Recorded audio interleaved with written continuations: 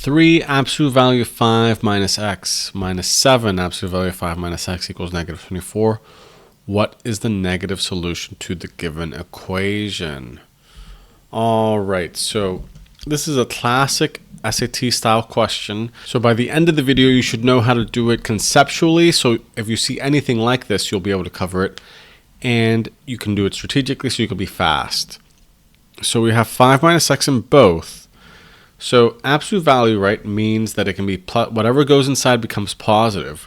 So we have absolute value of negative 8. That equals 8. Absolute value of 8 also equals 8. So if this is negative, it's going to become positive. So we're going to have two solutions, the positive version and the negative version. That's why I was asking for the negative solution to the given equation.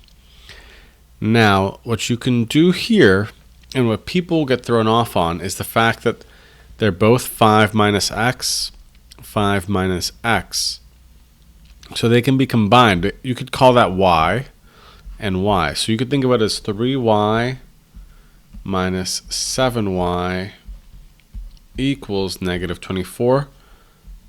And we're saying y equals 5 minus x with an absolute value. So we're going to get negative 4y equals negative 24. I'm not going to plug in the 5 minus x. I'm going to divide by negative 4 right now. Divide by negative 4, and I'm going to get y equals positive 6, which is good because we could only have 0 or positives in the absolute value. So we're going to say 5 minus x equals 6, and 5 minus x equals negative 6. So in the first one, we're going to get minus 5 negative x equals 1, x equals negative 1. And in the other one, we're going to get minus 5 negative x equals negative 11, x equals 11. So it's asking for the negative solution, and that's not when it was negative 6, that's when x is negative, so that's going to be x equals negative 1. And that is our answer right there. So you want to start with the basic fundamentals of understanding what absolute values are. I think most students know that. And then you want to try to notice this pattern here. Okay, if you can do that, you'll be totally fine. Now, before we go, I'm going to show you another method we could use, and that is with Desmos. So this just shows graphically what we're talking about. We have 3 absolute value, 5 minus x, close, minus 7, absolute value 5 minus x, close, equals negative 24. And we get it right here. We get negative 1. And we have this here at 11, which is what I got.